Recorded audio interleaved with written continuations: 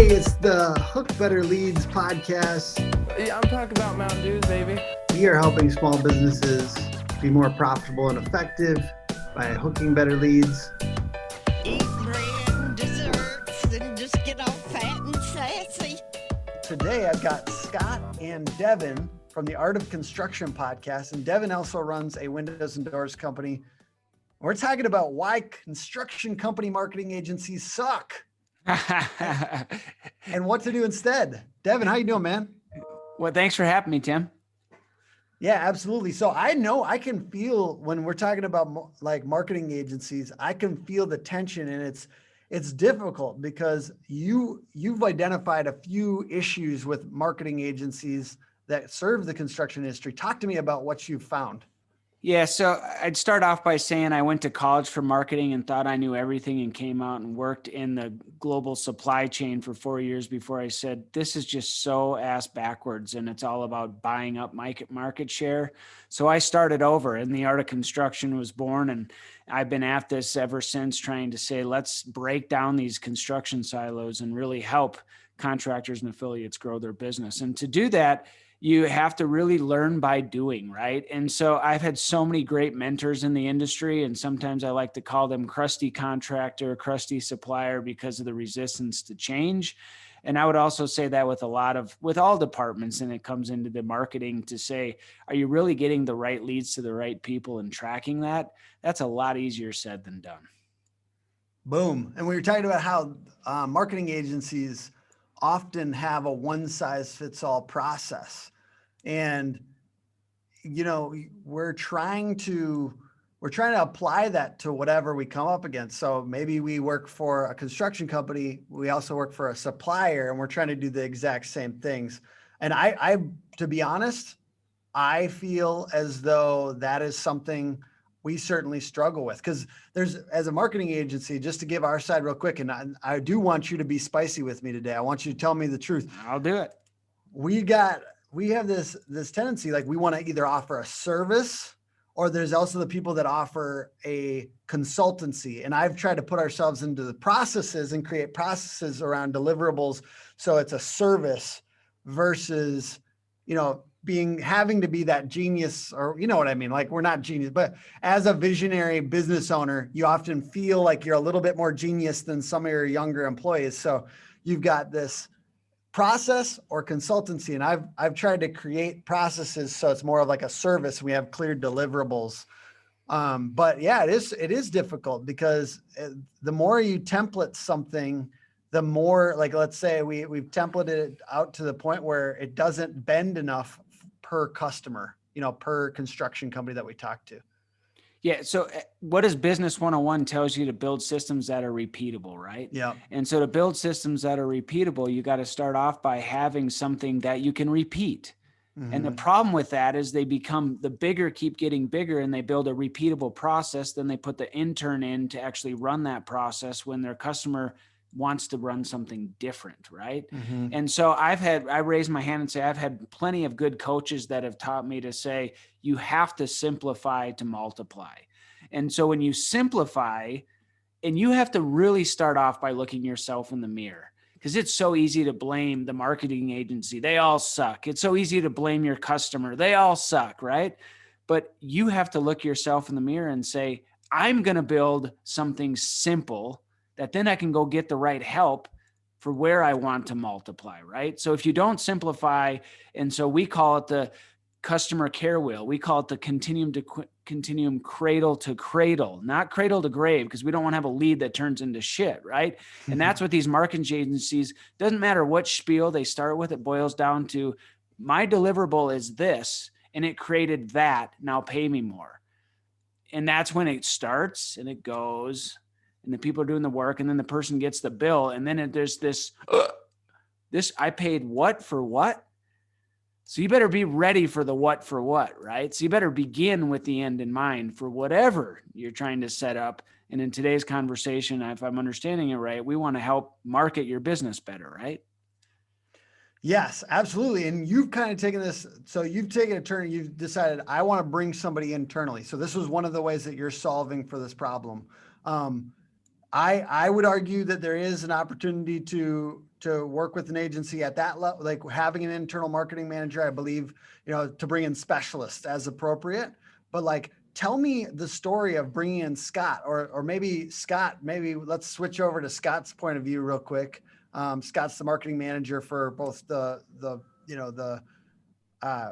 international platform of the art of construction. And as well as for your windows and doors company. How has he enabled you internally to do better than what a marketing agency could do? Because that's the problem people are trying to solve, I think, here. Yeah, well, I come from working in the agency life before working in-house here as marketing in the construction industry. And basically, when you're in-house, the biggest difference is you're almost like a journalist. When you're a marketer, an in-house marketer, you're around what's happening in the company every single day. And for something like construction, the whole consumer goods formula of marketing, which is just numbers, we reach these many people, which means on average, we're gonna get this much in return, doesn't work for construction because it's so much more complicated. It's not just an end user. There's all these different people on the projects. And with windows and doors, who's purchasing them? It could be the contractor, it could be the architect, it could be the homeowner. So you have to promise more than leads. You have to promise the right leads. And to get the right leads, you really have to understand the promise that the business is making. And then you have to understand the process of how they deliver on that promise. And as an in-house marketing professional, that's really the best way to, like I said, be a journalist and be on the ground in the business, truly understanding that. And agencies just don't really have the capacity to do that most of the time because they're in their office. That's good. That's good. External promise to an internal process. And that's something that we've struggled with as an agency, as you mentioned. Like, I like getting out there and talking to our construction companies. I like getting on the roof. I like, being in a kitchen remodel and that type of thing. But it is hard to familiarize yourself with every single client in that way. And it's something I've struggled with, where we're trying to make a promise about somebody's business and we don't have the ability to say, we need to change this process. You need to change this process. So you're trying to make a big promise. And that is hard as a marketing agency, where you're like making a website or something and you're like, there should be more desire in this landing page, like in this homepage. We need to figure out a way to create more desire. And you're trying to make a big headline. And it's like, are they going to deliver on that? Are they going to be able to make this internal process correct? So I love the way you put that.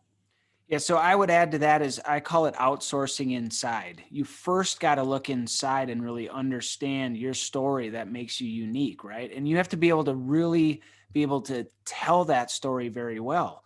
And then you have to really understand B2B versus B2C, construction types, all these different personas and all the stuff that you can spend all day, every day on that, and you're never going to get it perfect, but you better have an idea, right? Before you go get the right amount of help, right? So you have to outsource, but you better inside have to understand that. And every time we tried to just turn it over to somebody else, we didn't do it right. So you have to look yourself in the mirror and get the right help at the right time is key when you're going to bring in the right help, or you're going to elevate and delegate from within. So that's where I talk about my champions, right? So before you turn it over, you better make sure they can do it better than you. And that's the whole, all the different platforms of entrepreneur operating systems, Simon Sinek Start With Why, all these things that boil down to, why do we do what we do, right? And you better be able to communicate that internally, and then watch out, because then you're going to have a guy like Scotty that is taking what I've built, that now he can tell others that story. And we all tick a little bit differently, right? Mm-hmm. And so once you get that, now I could give you our customer care wheel with our defined personas and these different things that we actually understand. We don't just pretend we understand, because I raise my hand and say, I used to pretend. Well, sometimes you fake it till you make it, but it's hard to get the right amount of help that way. And it's essentially marketing and operations are a lot more tied than people think. And I think that is the number one issue that construction marketing agencies face, is they're not tapped into the daily operations. And above all that is, even more than that, is this thing called the P&L. And so the person who actually makes the decisions usually doesn't understand what we're talking about here, right? So you have amazing people that can do this journalistic work. You have this amazing person that can go out and help you craft the story. But the person that decides who pays for it is typically someone at a level that is just looking at the P&L.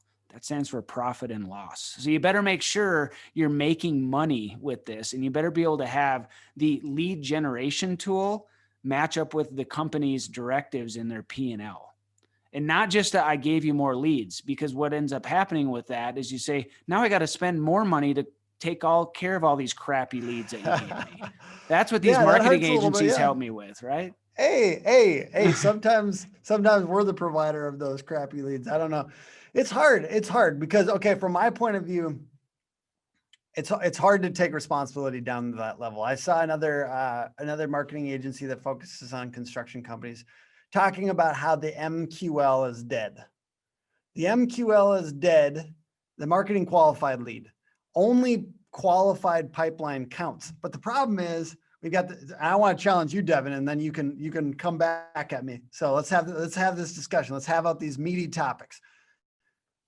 I was a marketing director at another company where I was just responsible for that company's leads at one point, right? Just that company's leads. And you got to have trackable items, right? And I'm not responsible if a bad sales guy can't close deals. Do you know what I mean? So it's like, what is the criteria that identifies a marketing qualified lead and a sales qualified lead? There has to be some trackable progression. And I guess I could be setting up a straw man if you don't disagree with, or if you don't think we should get rid of marketing qualified leads. But this, I would argue with this person, and of course I'm ramped up about it, because marketing qualified leads, it's a really good metric. We should be able to do that. I think it's a little bit of the salesperson's role in a company to qualify. And I think most salespeople would agree they'd rather have more conversations, even if they're not perfect conversations. I know I don't want to burn out the sales guy, and that's something to watch out for. Like, to me, the worst leads are like paid Facebook leads, or like just paid leads where they're like not organic and the person's barely qualified and they come in that way. I don't love paid stuff, but I feel like organic, if somebody comes in through like Google search or, a little bit more like brand awareness campaigns, those leads are good. We're good enough. Roast me, Devon. Tell me the truth. So let's look at a case study here to help understand this, right? So let's look at a corporation, Andersen Windows. This is not publicly traded, so huge numbers as a company, right? But they have 3 different buckets. And so what I'm going to get at here is you got to really understand what bucket you live in, right? So Andersen sells to the pro channel, which my company in Colorado is a dealer of that. But at the other end of the spectrum, they have Andersen by renewal, which is the same window, just stripped down to, it's all about selling in-home, selling payments, B2C versus B2B. And then in the middle, you have the big orange box, right? And so what happens in our industry, a shout out to like Mark Mitchell of the Wizard Summit. He's mapped out all this stuff that is not lineal, that marketing agencies think this stuff is lineal, how it works. It's just not, right? So you have to understand where you fit in the bucket. And then you got to understand, in my case, like I thrive in entrepreneurial situations, and the more custom, the better, right? And so high-end custom projects. So then you have to go out and say, okay, if you're going to be in the entrepreneurial world, then you got to figure out. So like we did a deep dive series with Cultivate Advisors, and they call it the 5 stages of the entrepreneurial journey. And so we did 6 podcasts. You can go check that out, and you can go and you can say, you have to go out and experiment, but you can only experiment for so far because the riches are in the niches. And so what are the riches? You got to figure that out. That's a building evolution of Simon Sinek's Start With Why. So how do you figure that out, right? So we all come from these different learn by doing mentalities, and that's what you got to figure out, to say, are you marketing to just get as many homeowners to hear your story, or are you getting as many crusty contractors to get off their fence and do something a little bit differently? So, hey, so question for you, that whole MQL thing, do you feel that that's a trackable do you feel like that's a trackable Yeah, metric? I've already forgot what your MQL. Oh, I get on Sorry, these marketing guys have all their good. own language. That'd be like me getting into Yeah. speaking window and door. Like forget all that. Like I don't speak window and door to people Sorry, anymore. marketing qualified lead. Basically, like there's, from my point of view, there's sales qualified lead and then marketing qualified lead. I apologize. I'll cut this part out. The point is, no, I don't want you to cut it out because it's good to hear to say we can't get out of our own way most of the time is what I'm saying by this is to say MQL, marketing qualified lead, is a standard thing in marketing world, or sales qualified lead. To me, sales and marketing is one team.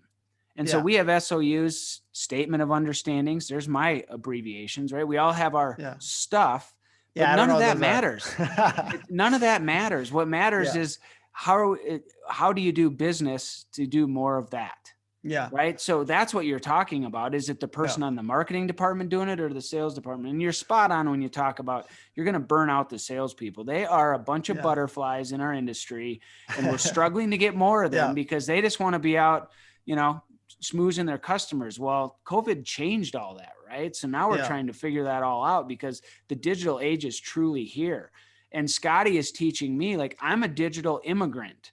I'm over 35 years old. So there's things I am whacked out on that, but I'm stuck in the middle, right? Of my parents who, I don't even know what the term for them, maybe Scotty can help me, but Scotty's a digital native. So the stuff that's just normal to him of MQL and all this stuff is just standard stuff. But the generation gap's a big thing is what I'm getting at when it comes to MQL versus sales leads. Yeah. I'll strip down this question for a second. What do you judge effectiveness by? What numbers? Is it just revenue? The P&L. Is it just, and that's it. At the end of the day, you have to start by the P&L, and then you have another bucket that is, does it feel right? Because you have to, and that's the part that how do you actually, what's the tangible, how you do that, right? So like how I call it my hobbies, right? And so when my CFO says, Devon, until it doesn't make money, it's a hobby. And just think about it that way. If that's your passion, like art of construction has been my passion project for 6 years, right? It didn't make money, but we just hit 400,000 downloads, and it's a worldwide podcast brand. It's hard to do, right, Tim? It's hard to build that, right? Super hard. I didn't build that for Devon Tilley's window company. I built that for the Art of Construction tribe. And that's getting into the whole go-giver philosophy, right? So hopefully you give more than you get. That's the touch that I'm looking at to say, are we giving more than we're getting to our ideal customer? That's good. That's where you have to touch that that touchy-feely part that is so hard to add that other column of this special sauce to the P&L lead part, right? Yeah.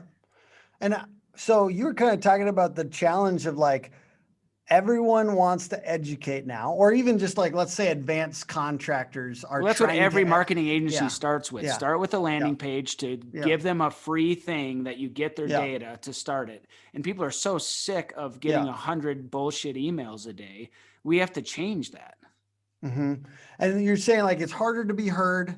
And then like, we have to move into that credibility piece, and like basically being an influencer is the ideal scenario, right? So how do you kind of, between being just an educator over here where you're just another talking head that puts out another video that no one cares about, versus, hey, we're trying to really enter into influencer category here. Do you have any tips for other contractors that are trying to make that shift and try to cut through the noise? 2 ways, 2 things is get off your high horse visionaries that you want to be influencers, and step to the side and actually interview people that actually are the influencers that are concerned about actually doing it, right?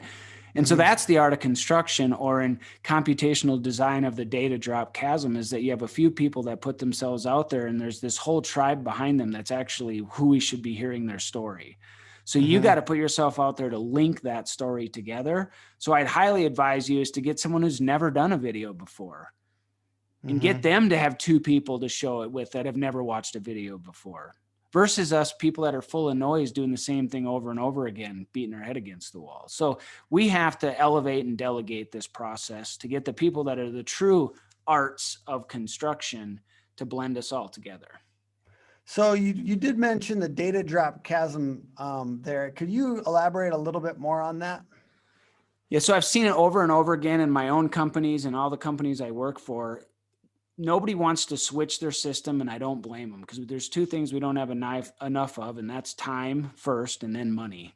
And so nobody wants to change their CRM, their systems, to add that stuff along, but you have to begin with the end in mind. So that whatever you're doing for marketing, better track all the way through to say, it's real simple. How many leads turned into estimates? How many estimates turned into work orders? And which one of those are the most profitable? That is so simple, but the problem is of those 4-step processes, I've yet to see it turn into, like we call it, our customer care wheel that's less than 7 steps, because each business has their secret sauce. In a window and door company, it's logistics, delivery, install, and service. That's what makes them unique from all the other business practices that everybody has to do, right? So you have to take your 3 uniques and blend them into the lead generation tool that you can actually track over time and actually have data that makes sense. Because my own companies, we struggle to actually have data that we can make sense of. And it has to be real time because it's moving so fast now. Mm-hmm. You don't have time to just compile it, let alone it's hard enough just to even look at a report these days in our fast-paced world. So it's back to, at the end of the day, is you have to simplify to multiply and really live the KISS model. And everybody on your team better understand that before you go to the next step. Awesome. So I want to ask some quicker questions here at the end, just about the successes you guys have had with marketing and what's going well. So as much as you can share fairly quickly. So kind of, maybe Scott's involved a little bit on these too, but Devon, the first one's for you. How do you hire people that are better than you at things? Don't stop believing. You're going to make a lot of mistakes, but every time you do it, when it works, find out why. Find that golden nugget. And just keep trying, right? So, but learn from your mistakes. The definition of insanity is to keep doing the same thing over and over again expect different results. Don't be that guy. How do you train someone to be better than you? Listen, shut up and listen. You have to really have good systems and put that out there, but then listen, because they're going to bring it back tenfold if you just keep talking. How can, as specific as you guys can get, and I think Scott would be valuable if you were able to talk to us, is how can people make marketing filter people, not just attract people? So what are you guys doing to filter people through your marketing? I think it's about being as specific in your messaging as you can be, like not just being with windows and doors specifically. You could do this type of marketing for windows and doors that's indoor, outdoor living, psychological benefits of light, like all the stuff you aim at the consumer, which is great. But to filter, you have to actually specify, again, what is your internal process and your external process. And you really have to understand the specifics of the inner workings of the company, and sales and marketing have to be joined at the hip in that qualification process. I don't think it can happen in 2 different silos. I think it has to happen together. And that's definitely how I see it. So if you begin with the end in mind and they have sales and marketing on the same team, then you're going to have a clear call to action. And so I typically see the sales people wanting to do this product or this or that, but then the marketing silo will create this call to action that doesn't actually match. And then it creates this total distraction of, why did you give me these 10 leads about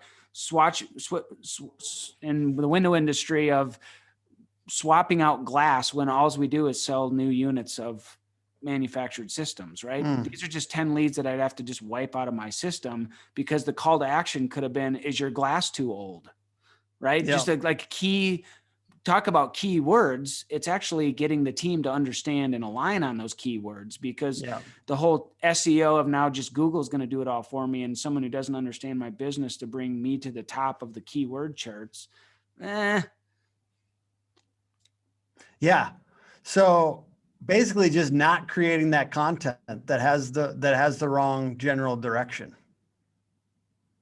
Yeah. Just not reusing what has already worked, because that's how direct marketing works nowadays in so many other industries. Is you figure out what works based on number, based on engagement, and you just crank up the dial. And like, that's every direct marketer's dream, but that's just not how construction works. And marketing agencies typically, even though we think of marketing agencies as getting leads. What they also really are is education tools. And to bring it to that level in the world of construction, a lot of people don't know what's happening in their own industry, in other parts of the industry. And it's supposed to be marketing's role, not just to sell things to people, but to engage people in a conversation about their industry. And that really is what marketing and construction needs to move towards. It's not just recycling content that worked a year ago, but how do we continue to tell the story from this, again, almost journalistic perspective of what's happening in the industry. And that's really hard if you're working for all these different companies and you're just going from meeting to meeting to meeting and just moving the deliverables through. It's hard to really get inside the tent and understand that. That's why I'm a firm believer of having leaders of the tribe like Scott and his team. But then we're going to go get the right people to build our brands and other people's brands all together, right?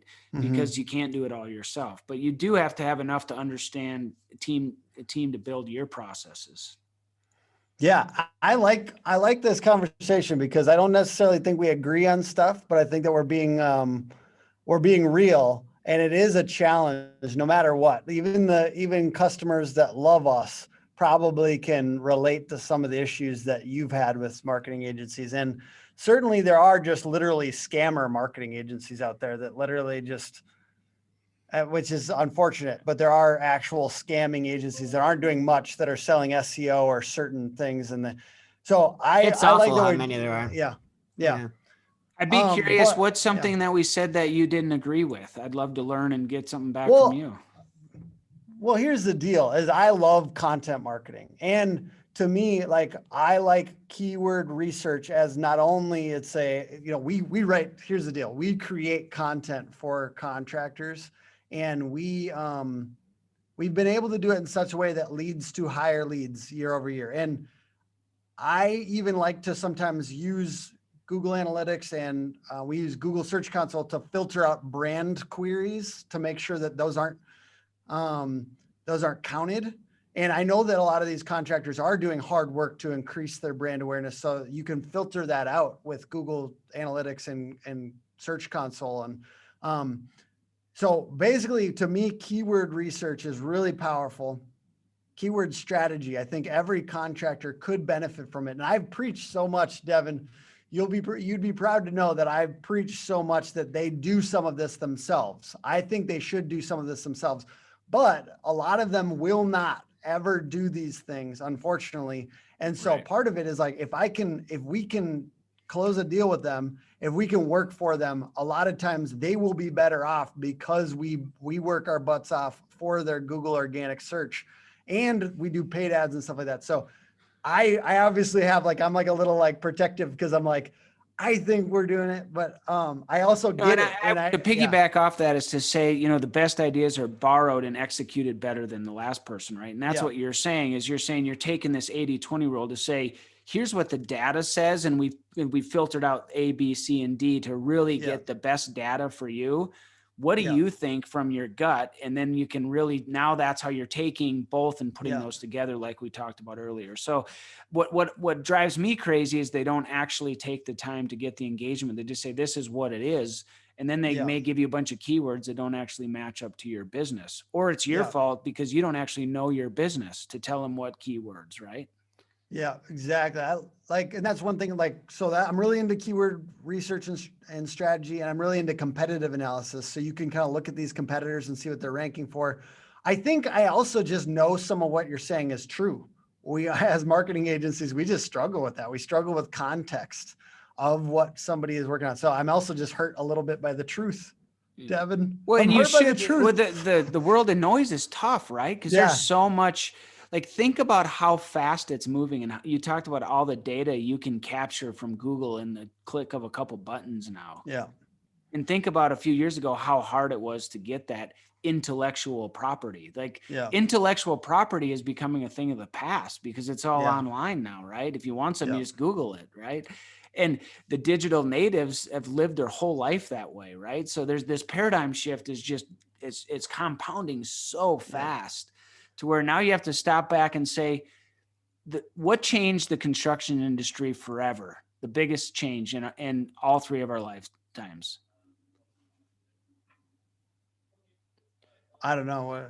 So I used to ask this question all the time, and every third guest would just be spot on right away. It'd be like the smartphone. It changed immediately. That's what changed the game for all of us in construction. The problem with now is now we all have 50 apps and we can't keep up, and you could just sit, and we're so distracted by social media. You can't actually get anything done on the tool that changed the game. So now it's actually going all the way back to say, the book everybody's got to go check out, my favorite Audible, and you got to listen to Mr. All right, Matthew McConaughey, Green Lights. Listen to that and say, put yourself in the context right now as we are in the red light of all red lights with COVID. But think about how much people are going to want to get out and engage, but not through their damn phone or screen, because it's called a forced winter is what Matthew McConaughey calls it. But think about what's going to come out on the other side.